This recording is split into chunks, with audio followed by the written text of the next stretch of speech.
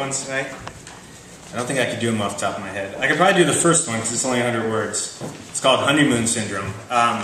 While poking around on the internet, I discovered the honeymoon syndrome. This is, according to one urologist blog, a condition in which a woman suffers frequent urinary tract infections brought on by too much sex. Short of cutting back on sexual activity, there is no cure for the honeymoon syndrome, although a glass of cranberry juice taken once a day will lessen the chance of UTIs. There is a shop on Rue Mouffetard, not far from our room at the Villa Pantheon, which serves cold-pressed juice. This morning, after we get out of bed and have our shower, we will check to see if they have cranberries.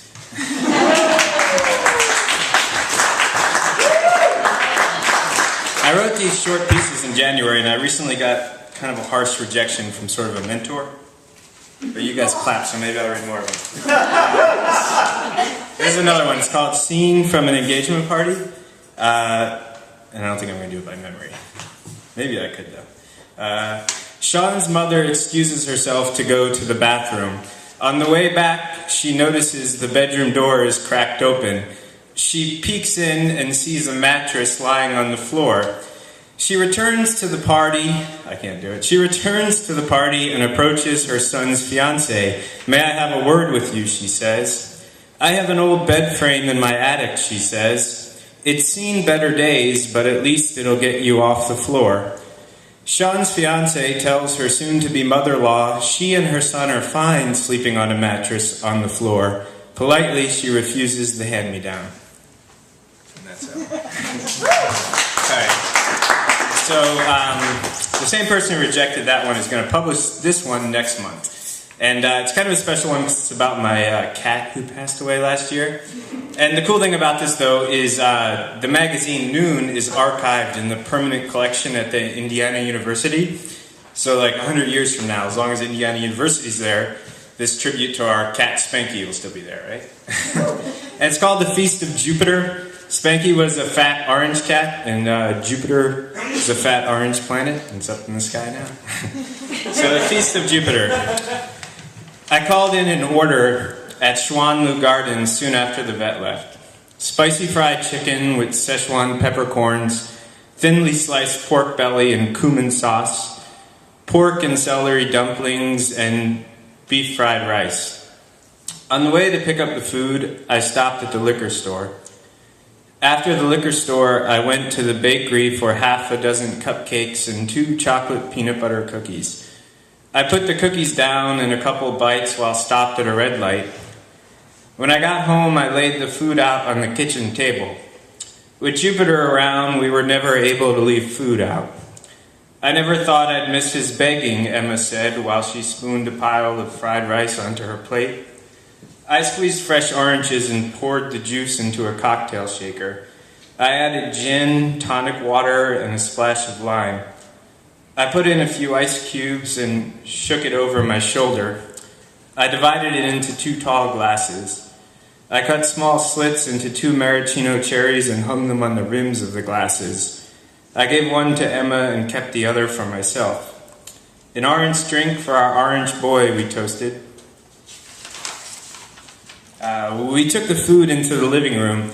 Emma held her plate up to her face and, with wooden chopsticks, scooped rice into her mouth. I stabbed at my dumplings but couldn't bring myself to eat. I went into the kitchen and came back with a bottle of gin. Remember in Tortola how they'd add a floater to our drinks, I said. I drank so much rum that week, Emma spoke with a mouthful of pork.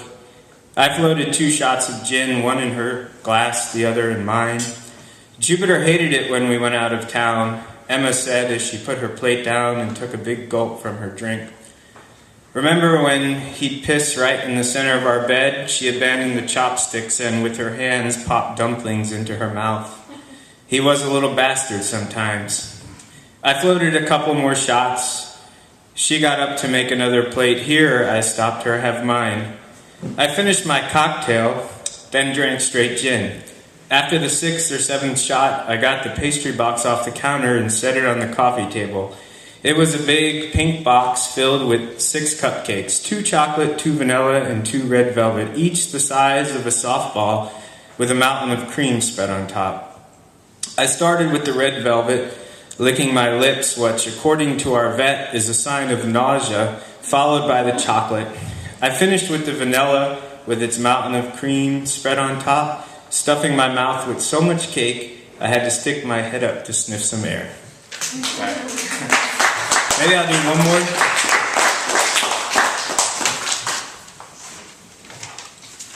So I guess it was, for a while I've been running stories that involve cats dying.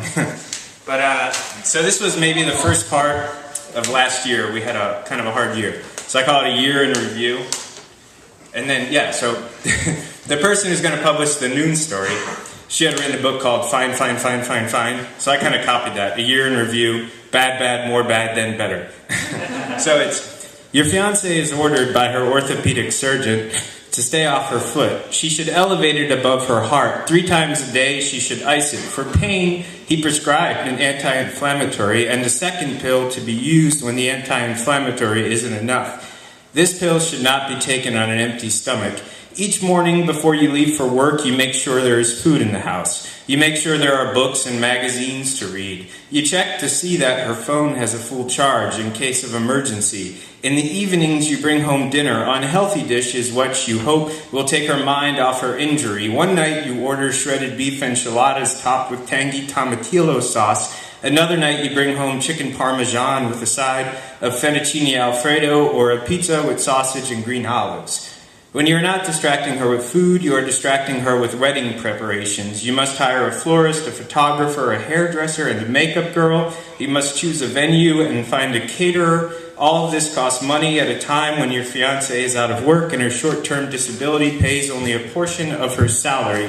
You decide you have done enough wedding planning for one evening. You decide you have room in your bellies for another slice of pizza. If you'd like, you say, I could get us some beer.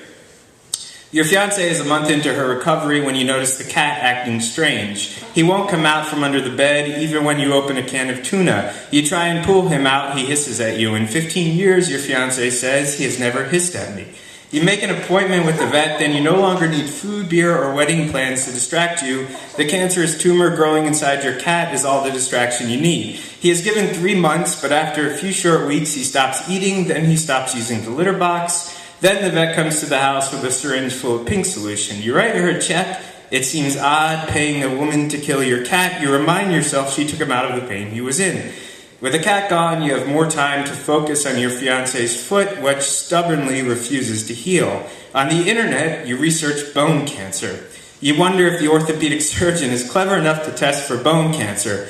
You go to his website and read his biography. His degree is from the University of Central Florida. You wish you went to a better school like Tufts in Boston or Harvard also in Boston. Why didn't this guy go to Boston for his education? Sorry, this is kind of cathartic to read this. It's not really nervous, I'm kind of emotional. While planning the wedding, you get into an argument. Your fiancé wants to hire a DJ. You think a DJ is a waste of money. Why not just load a playlist into the iPod? You raise your voice, then apologize for raising your voice. I'm cranky today, you explain. I've barely eaten anything. You call an Indian restaurant and place an order, fried samosas filled with mashed up chickpeas, homemade paneer and tomato sauce, 2 orders of garlic naan. Dinner is interrupted by a call from your mother. Your cousin has died. He was watching a football game. During a commercial, he went to the bathroom. His wife heard a noise like someone had dropped a sack of potatoes. You research brain aneurysms on the internet. You want to find out if they are hereditary. You curse your faulty genes. When you were young, your cousin took karate lessons. He used to demonstrate his moves on you. I'll give you 1 free shot, he would say. You'd end up on the floor, your arm twisted behind your back. All I have to do is apply a little pressure and your arm would snap into 2 pieces. You have a beer with your fiancé in honor of your cousin. You are on your 3rd beer when you get a call from a friend. Another friend's kid brother purchased a pistol and sat at his kitchen table and stuck the barrel of the pistol in his mouth. Your friend's brother, you and your friend agree, has not been right ever since he got back home. You and your friend agree that the country needs to take better care of combat veterans.